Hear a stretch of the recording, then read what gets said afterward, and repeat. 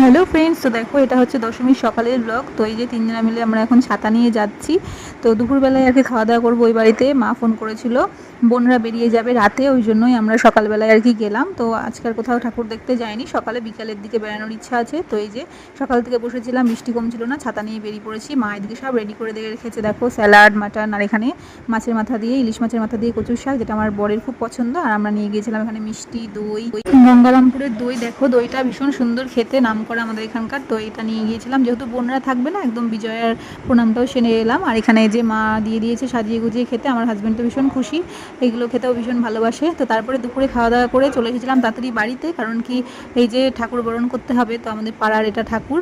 এসে রেডি হয়ে চলে গিয়েছিলাম, কোনো ভিডিও করতে পারিনি।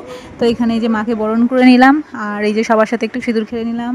এখানে সব কাকিমণিরা আছে, আর এই যে ননদ, কাকাতো ননদ, সবাই মিলে আর কি।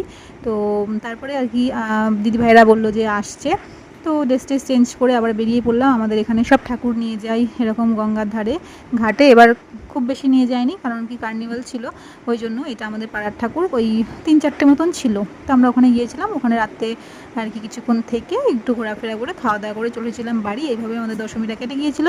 তো তোমরা কীভাবে পুজো কাটালে অবশ্যই বলো। আর হ্যাঁ, সকলকে শুভ বিজয়া, যেহেতু হয়ে গেছে শুভ বিজয়া, তো বলেই দিলাম ভিডিওতেই, শুভ বিজয়া সকলকে। খুব ভালো করে পুজো কাটিয়েছো আশা করি। কমেন্ট করে জানিও, ভালো লাগলে লাইক করে দিও। দেখা হচ্ছে নেক্সট ভিডিওতে। সবাই ভালো থেকো, সুস্থ থেকো। আজকের মতন টাটা।